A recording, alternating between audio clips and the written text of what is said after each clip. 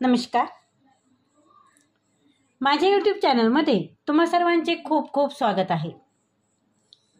आजच्या व्हिडिओमध्ये आपण पाहणार आहोत पंढरपूर वारी नक्की कधी, कोठे आणि कोणी सुरू केली. पंढरपूर वारीची कथा. चला तर मग जाणून घेऊया. वारी हा शब्द उच्चारला की आपल्यासमोर पंढरीला आपल्या लाडक्या विठुरायास भेटण्यासाठी उत्सुक असलेली, भक्तिरसात बुडालेली, टाळ मृदुंगाच्या तालावर मुखाने संत जगद्गुरु तुकाराम महाराज, माऊली ज्ञानेश्वर महाराजांचा जयघोष करत ऊन वारा पावसाची पर्वा न करता अखंडपणे स्वतःला विसरून, जगाला विसरून चालणारी शिस्तबद्ध अशी जनसागराची साखळी आपल्या डोळ्यासमोर उभी राहते. खरंच काय आहे या वारीत की आपल्याला एकदा तरी या वारीत सामील व्हावं असं वाटते. तर जाणून घेऊया वारीचा महिमा. वारी या शब्दाचा अर्थ आहे एरझारा. म्हणजे वारी ही एकदाच करायची का? तर नाही. एकदा वारीला गेलेला वारकरी नेहमीच एरझारा करीत राहिला तोच वारकरी. आणि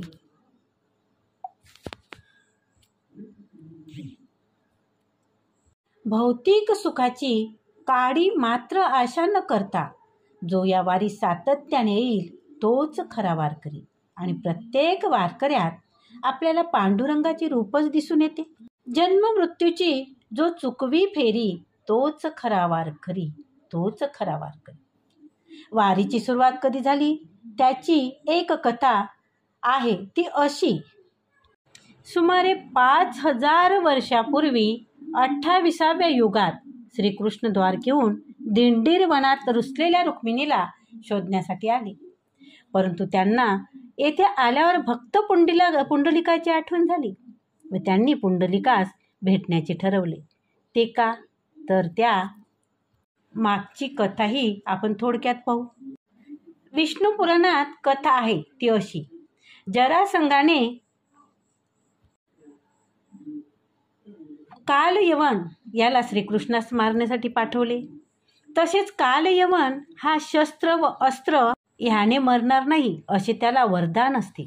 या कालयवनाच्या वरदानामुळे नारायणी सेने चिंतेचे वातावरण तयार होते.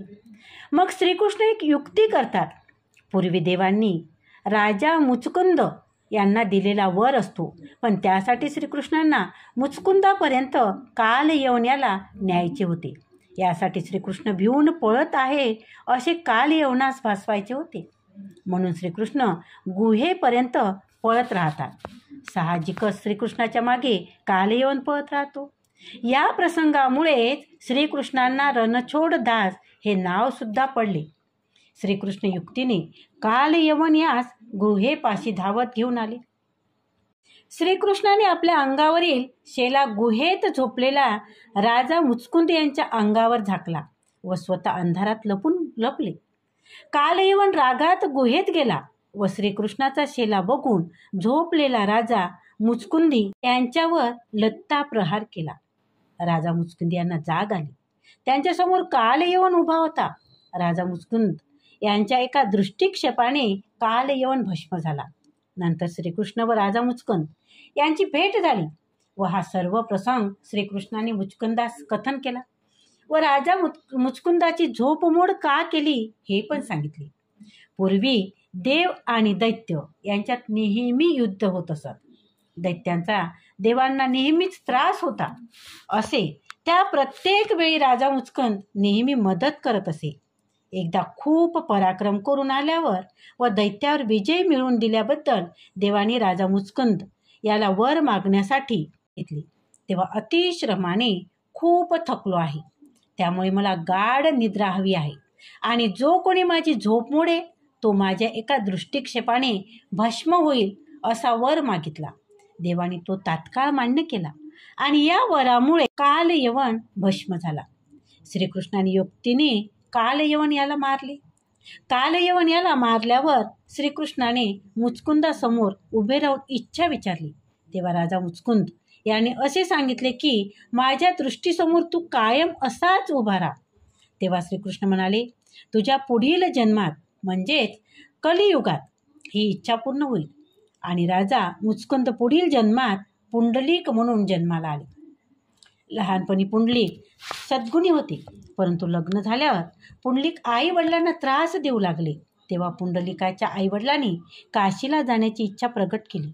तेव्हा पुंडलिक आई वडिलांना घेऊन जाण्यासाठी तयार झाले. पत्नीही सोबत जाण्यासाठी हट्ट धरून बसली.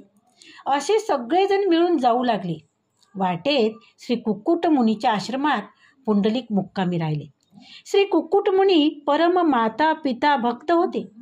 माता व पित्याच्या सेवेमुळे त्यांना अलौकिक सामर्थ्य प्राप्त झाले होते. पहाटे पुंडलिकास असे दृश्य दिसले.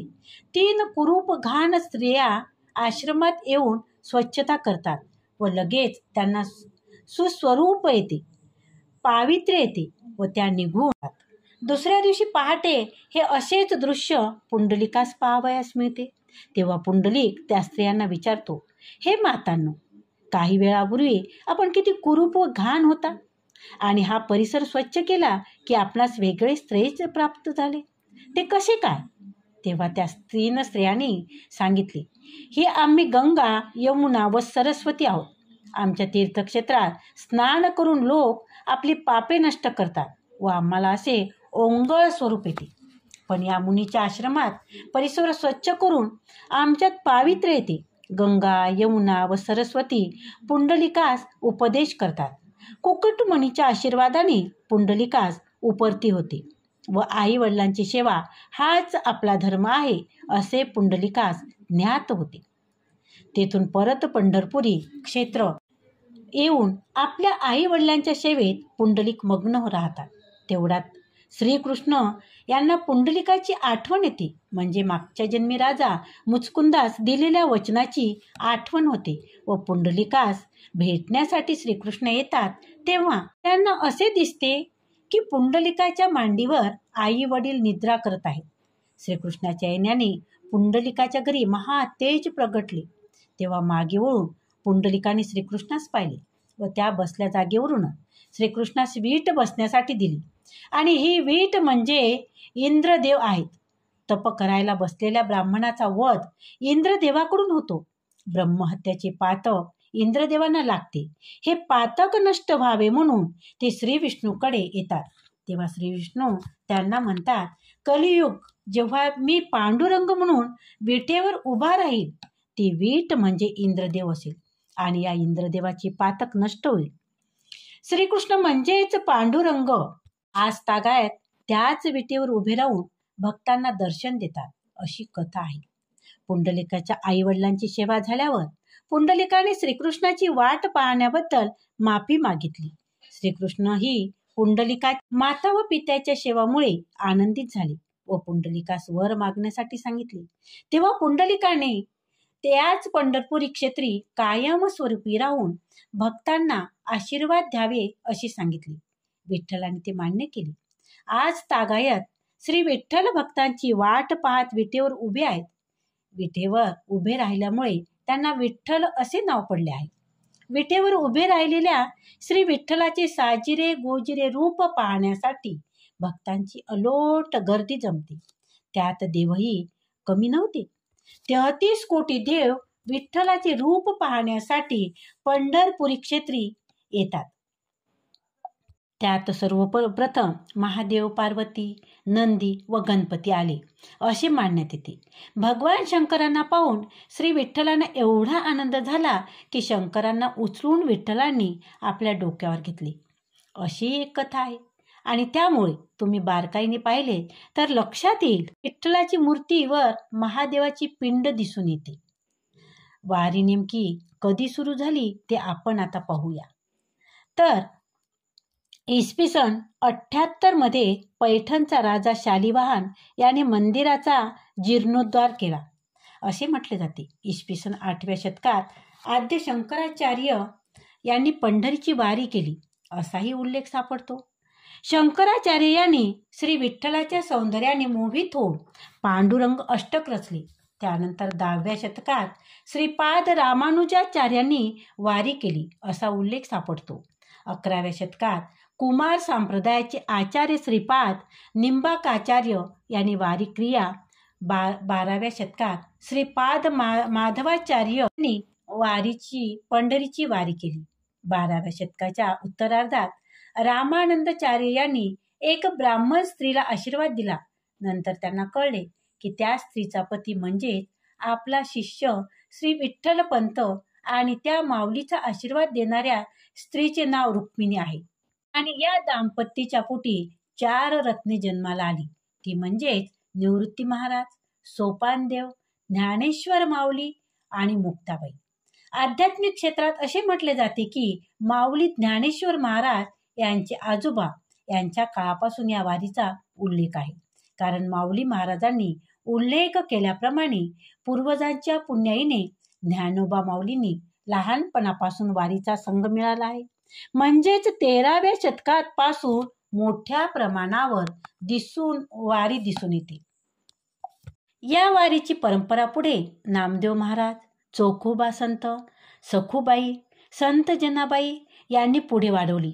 तसेच कर्नाटकातील दास परंपरेचेही वारीला अनन्यसाधारण महत्त्व आहे.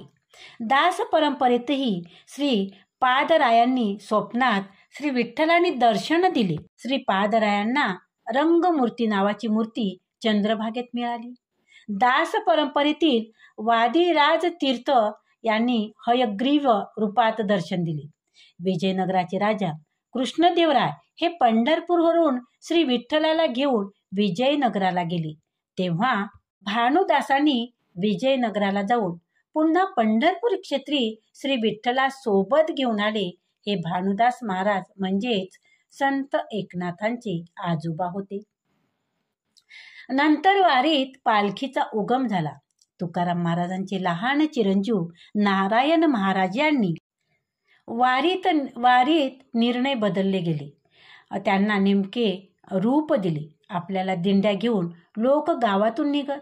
वारीच्या दिंडीत पहिल्यांदा ध्वजधारक असतात, नंतर मोकळा चालणारा समाज, नंतर टाळकरी, नंतर हंडेवाले, तुळशीवाले स्त्रिया, नंतर मोकळा चालणारा समाज चालणाऱ्या वारकऱ्यांना देहूमध्ये बोलावून घेत साऱ्या दिंड्या एकत्र घेऊन पंढरपूरच्या दिशेने निघत. देहूतून तुकाराम महाराजांच्या पादुका घेऊन पालख्या घेऊन तिथून आळंदीला जात असत. आळंदीहून ज्ञानेश्वर महाराजांच्या पादुका पालख्यात घेऊन पुढे निघत असत. आषाढी एकादशीपर्यंत वारी तेथे पोहोचत असे. दिंड्याचे जनक नारायण महाराज आहेत असे मानले जात. महाराजांना जाऊन 5 वर्षे झाली होती. संभाजी महाराज एकाच वेळी अनेक शत्रूशी लढत होते. अशा नाजूक काळात समाजाचा आत्मविश्वास जागृत होण्यासाठी, आपल्यातील ऐक्य दिसण्यासाठी असे कार्य करणे जरुरी होते. नारायण महाराजांना ज्ञानेश्वर महाराजांचा अवतार मानण्यात येत. मंबाजीने आयुष्यभर तुकाराम महाराजांना त्रास दिला. मंबाजीचा बंदोबस्त नारायण महाराजांनी केला. ज्ञानोबा तुकाराम या नावाचा गजर पालखीत नारायण महाराजांनी सुरू केला. सन 1832 साली एक वेगळा ज्ञानेश्वर महाराजांची पालखी सोहळा सुरू झाला. हैबत बाबा आरफळकर यांनी तो सुरू केला. ते शिंदे सरकारच्या पदरी काम करत होते. एका संकटात ज्ञानेश्वर महाराजांची हैबत बाबावर कृपा झाली व ते संकटमुक्त झाले. त्यांना तेव्हापासून वेगळा पालखी सोहळा सुरू केला होता. ते आपले संपूर्ण जीवन ज्ञानेश्वर महाराजांच्या सेवेत अर्पण केले. वारीचे संघटन व वारीला वैभवशाली करण्याचे काम नारायण महाराज यांनी केले. हैबत बाबांनी सैनिकी शिस्त लावण्याचे काम केले. महाराजांनी केले. हैबती बाबांनी सैनिकी शिस्त लावण्याचे काम वारीत केले. शितोळे सरदारांनी वारीला राजाश्रय दिला. वारीत रिंगण सोहळ्यास खूप महत्त्व आहे. रिंगणात 2 घोडे असतात. त्यातील एक अश्वरूढ चोपदार असतो व दुसरा अश्वरिकामा असतो आणि या अश्वावर ज्ञानेश्वर महाराज बसलेले आहेत असा भक्तांचा विश्वास असतो. रिंगणात अश्व परिक्रमा घालतात तेव्हा त्यांची पायधूळ मस्तकी लावण्यासाठी भक्तांची झुंबड उठते. 5 ते 10 लाखापेक्षा जास्त जनसमुदाय असलेल्या या भक्तीच्या महासागरात कसलाही गोंधळ नाही, गडबड नाही. परफेक्ट मॅनेजमेंट स्किल या वारीत पाहावयास मिळते. आपल्याला जी वारीतील बेशिस्त दिसते ती बघ्यांची असते, नाहीतर वारकरी 5-5च्या लाईनने चालत असतात. ते शिस्त मोडत नाहीत. 21 दिवस चालणाऱ्या या वारीत सर्वांची वेळेवर भोजनाची व्यवस्था, राहण्याची व्यवस्था, यात कसलीही कमतरता राहत नाही. वारकरी दुसऱ्या मुक्कामी पोहोचेपर्यंत अगोदरच गेलेली काही मंडळी वारकरी येण्यापूर्वीच चोख व्यवस्था करतात. मजल दरमजल करत या दिंड्या जेव्हा मार्गकरण करत असतात तेव्हा पहाटेपासून काकडा हरिपाठ भजन कीर्तन असते. परंतु याचे देखील नियम असतात. वारीचे 21 दिवसात आपल्याला अंतर्मनात खरोखरच बदल झालेला असतो. निसर्ग नियमाप्रमाणे 21 दिवसात आपल्या इंद्रियांना वळण लागते, पण ते दररोज न चुकता सातत्याने केले पाहिजे. वारीत चालताना बॅगेमध्ये कमीत कमी सामान वारकरी भरतात, कारण चालायला सोपे जाते. आणि जीवन जगण्यासाठी कमीत कमी भौतिक सुख सोबत असावी, म्हणजेच जीवनाचा अंतिम टप्प्यापर्यंत आपण सुखाने मार्गक्रमण करू, हेच आपल्याला वारी शिकवते. एक तरी वारी अनुभवावी असे संतांनी संबोधले. ती उगीच नाही, कारण या वारीत भक्तिभावाने जाऊन आल्यावर प्रत्येक गोष्ट अनुभवल्यावर आपल्याला आत्मिक ज्ञान व सुख मिळणार. वारकरी व्हायचे असेल तर गळ्यात तुळशीमाळ हवी, एकादशी करायला हवी, वर्षातून एकदा तरी पंढरपूर क्षेत्री जायला हवे. जितके सोपे आहे. गळ्यात तुळशीमाळ घालणे म्हणजेच नीतिमत्तेचे काटेकोरपणे आचरण हवे. अवघ्या जनास विष्णुमय जग म्हणून ओळखावे. विष्णुमय जग, विष्णवाचा धर्म, भेदाभेद भ्रम अमंगळ, हा भाव ठेवून मनात पाप करण्याची क्षणिक आठवण सुद्धा होऊ नये. षडोपचार रूप ताबा असावा. परमार्थाची ओढ असावी. वारकरी एकमेकाशी खूप प्रेमाने, आदराने, आस्थेने वागतात. एकमेकांना माऊली म्हणून संबोधतात. देव पाहावयासी गेलो आणि देवची होऊनी गेलो, असे वारकरी संप्रदायातील भक्तांचे होते. त्यांच्यातील हे आपापसातील निर्मळ प्रेम बघून आपल्यातील सात्विक भाव जागरूक होतो व हा सात्विक भाव आपल्याला आध्यात्मिकतेकडे घेऊन जाऊ, हीच पांडुरंगाचरणी प्रार्थना. जय हरी विठ्ठल, जय हरी विठ्ठल. हा व्हिडिओ कसा वाटला तो कमेंटद्वारे नक्की कळवा. तसेच व्हिडिओला लाईक करा, व्हिडिओ शेअर करा आणि चॅनलवर जर तुम्ही नवीन असाल तर चॅनलला सबस्क्राईब जरूर करा. पुंडलिक वरदा हरी विठ्ठल, श्री ज्ञानदेव तुकाराम, पंढरीनाथ महाराज की जय.